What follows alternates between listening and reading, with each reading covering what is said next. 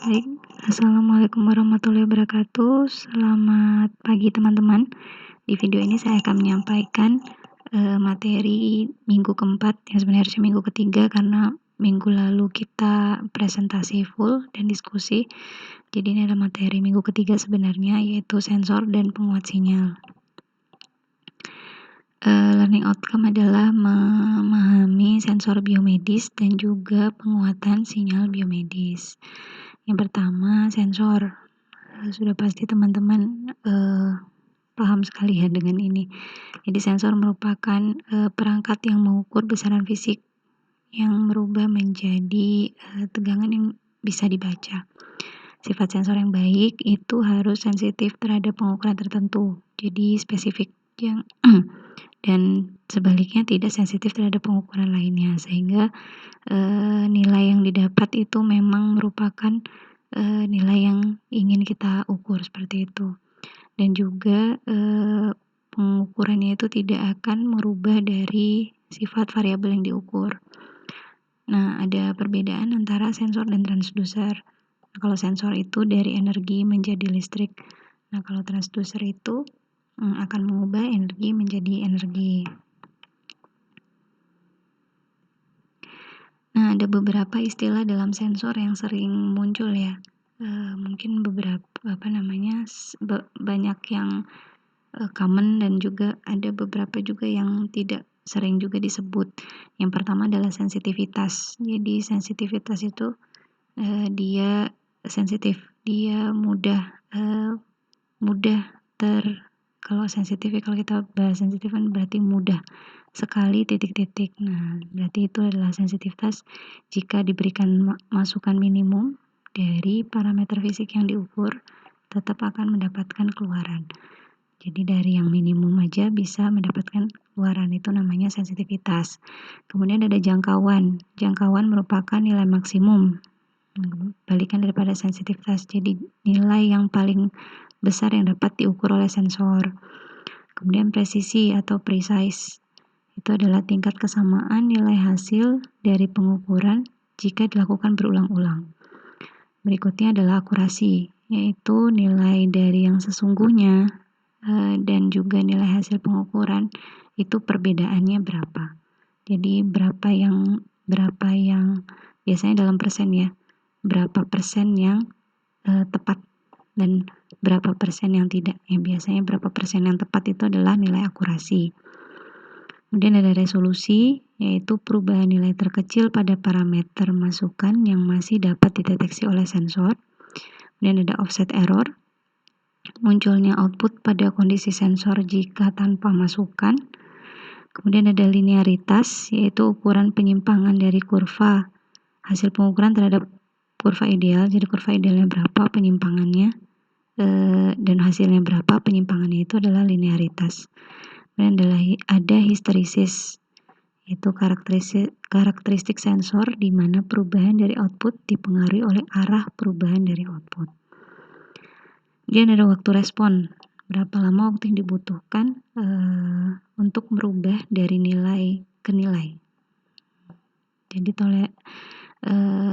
yang dapat ditoleransi sebagai nilai pengukuran yang benar.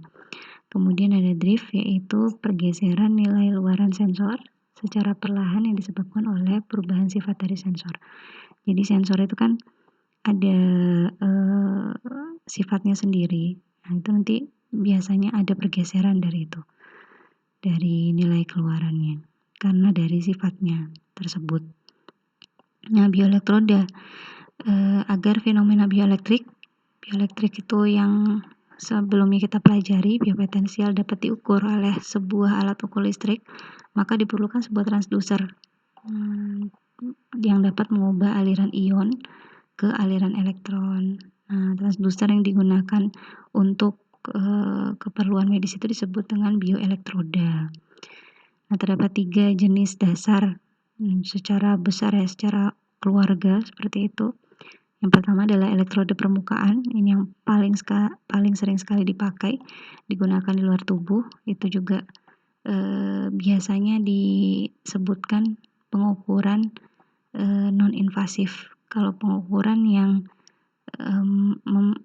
membutuhkan sesuatu masuk ke dalam tubuh termasuk jarum suntik itu namanya invasif. Tapi kalau ditempelkan di permukaan tubuh atau tidak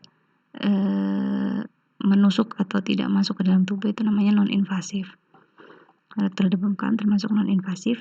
Kemudian ada makroelektrode, masih non-invasif, digunakan di luar tubuh dengan ukuran yang besar. Dan ada mikroelektrode, dimasukkan dan disuntikkan ke dalam tubuh.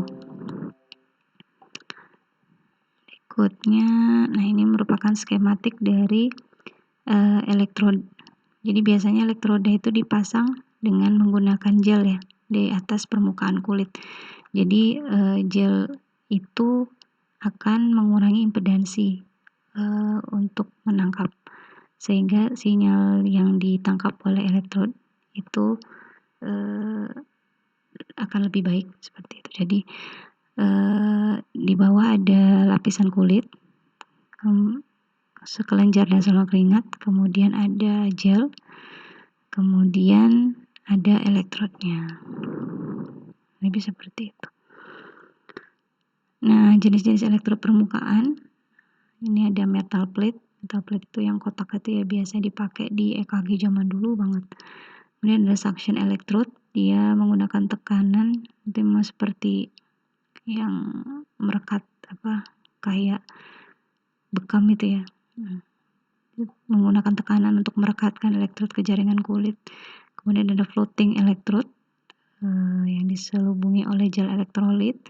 Jadi dia elektrodnya tidak bersentuhan langsung dengan kulit, yang akan dapat mengurangi si noise untuk pergerakan. Dan ada flexible electrode. Nah, itu yang untuk kasus-kasus tertentu dapat digunakan pada bayi, dipasang dengan nyaman, lentur dan fleksibel. Kemudian ada prinsip transduksi dan juga sifat yang akan bisa diukurnya ya. Pertama ada variasi resistansi, bisa mengukur suhu atau perpindahan mekanis. Kemudian ada variasi induktansi, ya, biasanya peristiwa fisiologis dari gerakan maupun aliran atau stream gitu. Kemudian ada fotoelektrik, bisa memanfaatkan lampu atau cahaya. Nah itu ada cardiac output, ada oksigen darah. Kalau kalian tahu oximetri itu juga pakai fotoelektrik, dan juga suhu tubuh juga bisa. Seperti yang sekarang banyak digunakan ya, termogan itu. Kemudian piezoelektrik atau lempeng piezo itu bisa aliran, impedansi akustik atau suara. Termoelektrik bisa suhu, kemudian sifat kimia, macam-macam ya. Ada gas darah, oksigen PO2, dan juga glukosa. Kemudian arus atau tekanan listrik, fenomena bioelektrik. Nah, ini yang paling umum. Nah, ini parameter pengukuran, ini perlu diketahui banget karena jika kita bicara tentang penguatan, kita harus tahu sebenarnya sinyal aslinya itu berapa. Karena kalau kita mendesain sebuah penguat tapi kita nggak tahu berapa sinyal aslinya, itu kan akan tidak sesuai keluarannya nanti, atau malah tidak terbaca sama sekali. Nah, ini ada beberapa pengukuran di sini dan juga range parameternya. Seperti EKG itu sekitar 0,5 sampai 4 mV dengan range frekuensi 0,01 sampai 250 Hz. Nah, itu pakai elektroda kulit. Kemudian ada EEG, ini kecil sekali, benar-benar kecil dan sinyalnya juga sama noise tuh kurang lebih sama. Itu ada sekitar 5 sampai 300 mikrovolt. Kemudian ada elektrogastrografi sekitar 0,5 sampai 80 mV. Ini cukup besar karena ada gerakan fisik di situ ya. Kemudian ada elektromiografi, ini juga sekitar 0,1 sampai 5 mV. Nah, ini yang banyak artefak atau noise di dalamnya itu ya dari pergerakannya sendiri itu. Dan ada respiratory rate, kalau mengukur menggunakan strain gauge di dada, sabuk dada itu sekitar 2 sampai 50 beat per menit. Tapi ini secara semua umur. Nah, kalau teman-teman bicara terkait pernafasan harus terkait dengan usia juga, karena usia sangat mempengaruhi berapa berat per menitnya. Dan ada suhu badan. Nah ya, dari suhu badan sekitar 32 sampai 40 itu suhu tubuh manusia. Tapi batas normalnya sekitar 37. Kemudian karakteristik sinyal biomedis ada 2, statis maupun dinamis. Nah, kalau statis itu akan data yang didapatkan itu kurang lebih sama, akan sama terus. Kalau dinamis itu nanti akan berbeda-beda, membentuk sebuah pattern tertentu karena yang sinyal masukannya berubah-ubah. Jenis-jenis dari sensor. Nah, sensor tadi kan menangkap energi menjadi listrik. Nah, sensor yang digunakan untuk instrumentasi medis itu harus spesifik. Artinya hanya dapat menangkap satu jenis sinyal tertentu yang diinginkan. Sedangkan kalau bisa sinyal yang lainnya itu tidak tertangkap. Lebih begitu. Nah, permasalahannya adalah yang kita tangkap itu sangat kecil nilainya, sehingga akan malah lebih banyak tampil yang tidak non-informatif daripada yang informatif. Oleh karena itu dibutuhkan beberapa komponen untuk mendukung penangkapan sinyal-sinyal itu. Jadi dia tidak bisa berdiri sendiri. Ini ada beberapa jenis sensor yang mungkin bisa digunakan sebagai sensor biomedis. Yang pertama adalah strain gauge. Ini memanfaatkan perubahan fisiologis yang terjadi pada manusia dengan regangan. Contohnya ketika bernafas, rongga dada akan meregang dan membesar, dan juga sebaliknya. Nah, salah satu sensor yang dapat digunakan untuk kondisi seperti ini adalah strain gauge. Alat ukur regangan merupakan elemen resistif yang dapat merubah resistansinya sesuai dengan regangan atau tekanan mekanik yang dibebankan. Seperti rumus di sini, ada R yaitu merupakan nilai resistansi, Rho adalah hambatan jenis, L adalah panjang kawat, dan A adalah luas penampang. Nah, ketika kawat penghantar itu dimampatkan, berarti otomatis L-nya akan berkurang dan luas penampangnya bertambah. Resistansi akan berkurang. Sebaliknya, jika kawat diberikan regangan, maka panjang kawat akan bertambah, sedangkan luas penampang akan berkurang. Nanti resistansi akan bertambah ketika kawat penghantar diberikan tekanan. Dan ada transducer induktansi. Kalau tadi memanfaatkan regangan, kalau ini memanfaatkan perubahan induktansi. Nanti induktansi yang berubah sesuai dengan pergerakan inti dan lilitan konduktornya. Kemudian ada transducer kapasitansi. Kalau ini merubah kapasitansi mengubah energi ke bentuk listrik. Dapat merubah material secara alami dan mengubah tekanan menjadi perubahan kapasitansi dari bahan. Nah, sekarang kita masuk ke penguat operasional. Ini ada di slide yang minggu pertama ya. Jadi sebenarnya instrumentasi medis itu pada dasarnya blok diagramnya sama-sama aja karena sifatnya kurang lebih sama, yaitu sinyal yang dihasilkan oleh tubuh itu ukurannya sangat kecil sekali, sehingga dibutuhkan adanya penguat, kemudian dibutuhkan adanya filter, kemudian dibutuhkan adanya signal processing sehingga mendapatkan hasil yang diinginkan.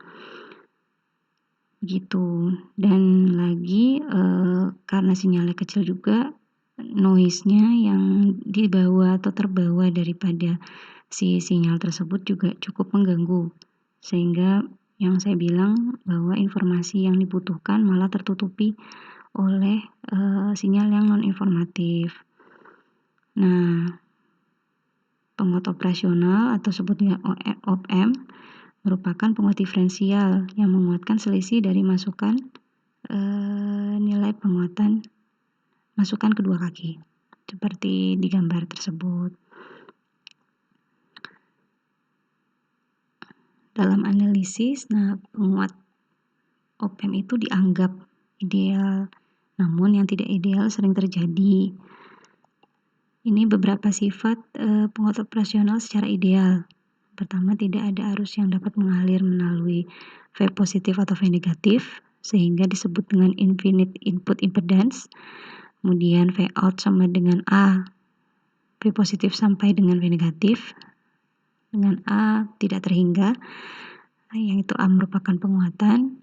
Dalam rangkaian, V positif dipaksa sampai dengan V negatif, dan dibutuhkan dua tegangan satu, yaitu V sisi positif dan negatif. Kemudian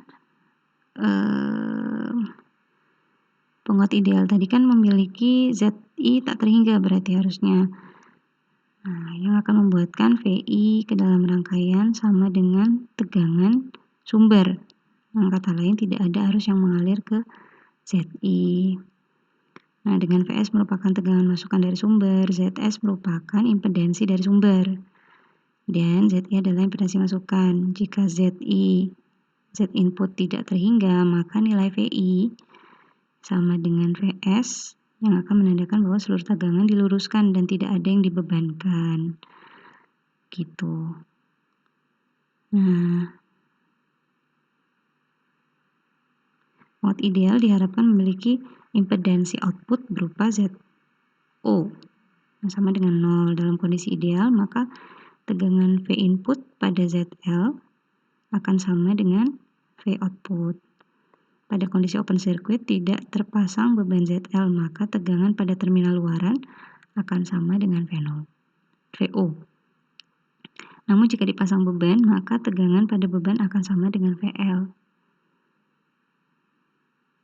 Dengan VO merupakan tegangan luaran dari penguat, maka VL adalah tegangan dari beban. Seperti itu. Kemudian aplikasi dari OPM di beberapa, yang pertama komparator, itu yang paling sederhana, digunakan untuk membandingkan sinyal masukan terhadap sinyal referensinya atau VREF-nya.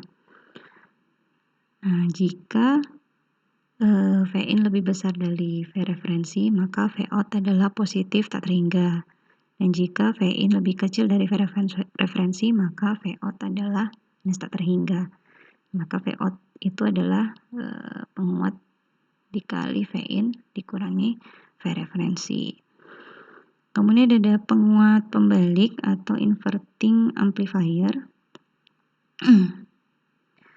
Ini fungsi dari rangkaian penguat pembalik yaitu penguat sinyal sekaligus juga mengubah polaritasnya. Dapat diatur dengan menggunakan dua resistor seperti yang terpasang dalam gambar. Nah, dari persamaan ini, min R2 per R1 sama dengan V0 per VI, itu terlihat bahwa penguatan sangat ditentukan oleh resistor yang dipasang. Di penguat pembalik banyak digunakan untuk penguatan, namun diperlukan pembalik tegangan agar polaritas tegangan kembali seperti semula. Jika ini digabungkan dengan penguat ohm yang lain akan menjadi penguat diferensial. Nah, ini yang penguat tak membalik, jadi tidak akan mengubah polaritasnya. V output dan V masukan dan V keluaran memiliki polaritas yang sama. Sehingga dinamakan dengan non-inverting tadi ya, tidak merubah polaritasnya. Nilai penguat diatur dengan menentukan R2 dan R3 dan R4 seperti di rumus tersebut.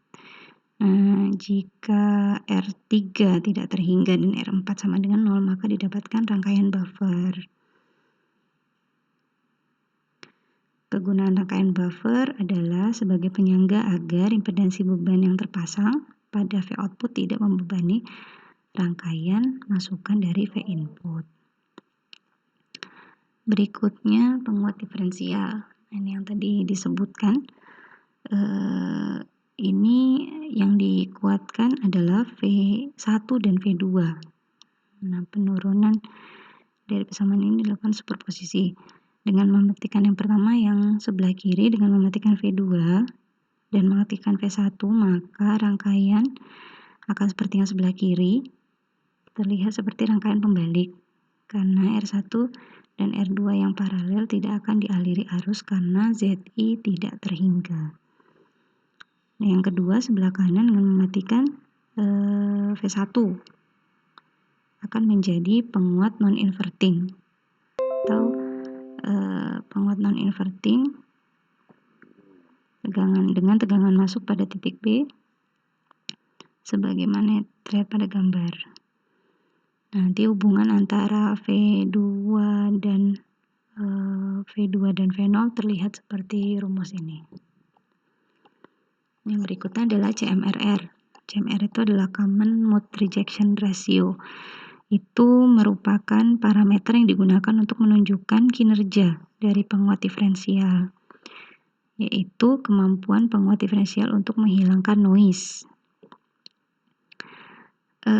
Dengan asumsi bahwa noise bersifat simetris dan muncul pada kedua kaki rangkaian penguat. Seperti itu. Jadi jika penguat diferensial memiliki CMRR tidak terhingga dengan nilai AC sama dengan 0, berarti mampu meredam seluruh draw yang terjadi. Tapi biasanya jarang ya. Jarang sampai bisa menghilangkan seluruh draw. Kemudian ada rangkaian penjumlah. Ini berarti tinggal menjumlahkan beberapa tegangan masukan. Kemudian ada juga filter aktif. OPM juga bisa digunakan untuk filter aktif. Ada low pass, ada high pass, ada band pass. Jadi nanti untuk banyak meredam sinyal akan dihitung berapa cut off atas dan bawahnya sehingga kita akan mendapatkan sinyal informatif yang dibutuhkan. Ada bisa dipakai low pass kombinasi high pass, bisa juga langsung dipakai band pass jika memang sudah ada nilai pastinya. Tapi biasanya untuk mengetahui karena sinyal biomedis itu banyak perubahan ya. Maksudnya ketika kita mencoba langsung itu banyak terjadi hal yang tidak dibayangkan sebelumnya karena yang diukur itu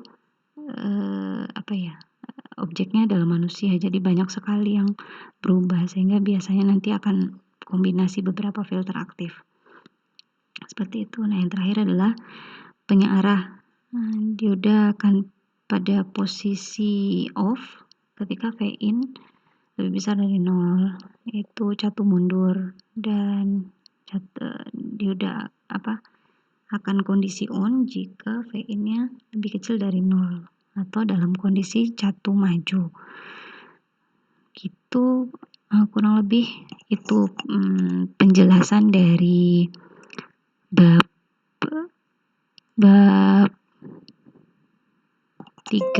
3 ya, berarti bab 3. Setelah ini silakan teman-teman boleh membaca PPT-nya lagi untuk lebih memahami atau membaca sumber yang lain, silakan. Nanti setelah ini akan ada kuis untuk teman-teman mengerjakan, akan saya sharekan 1 jam sebelum kelas berakhir dan akan saya tutup ketika kelas berakhir juga, jadi in time. Nanti ini yang akan saya gunakan untuk mengukur apakah teman-teman sudah cukup memahami secara general atau tidak. Silakan untuk mengerjakan masing-masing dengan bahasa sendiri. Tidak perlu menanyakan pada temannya karena ini menggunakan Gform yang mana jawaban-jawaban kalian akan sejajar dari atas ke bawah. Jadi kalau teman kopas dari temannya itu akan kelihatan sekali. Jadi silakan kerjakan sendiri sesuai dengan bahasanya masing-masing, jelaskan menurut pengertian masing-masing. Saya akan menilai melalui sama seperti kelas-kelas saya yang sebelum-sebelumnya. Jika ada salah satu indikator yang benar-benar mahasiswa yang benar-benar mengerti dan menjawab dengan perfect, itu adalah acuan saya yang paling atas. Jadi, dimohon teman-teman untuk, bisa, optimal, boleh mencari sumber yang lain. Saya juga sudah meletakkan banyak referensi buku di dalam, classroom, silakan dipergunakan untuk menjawab kuisnya, seperti itu. Oke, itu saja dari saya. Terima kasih, saya akhiri. Assalamualaikum warahmatullahi wabarakatuh.